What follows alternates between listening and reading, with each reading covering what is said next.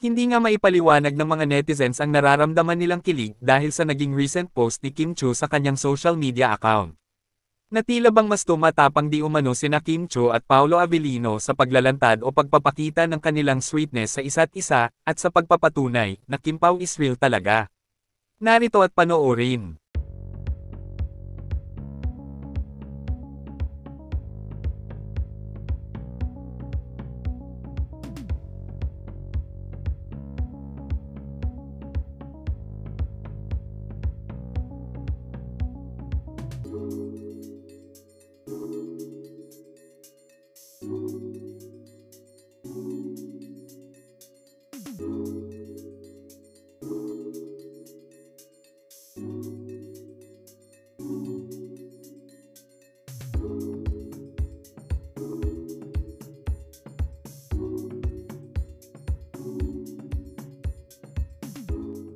Kayo, anong masasabi nyo tungkol dito?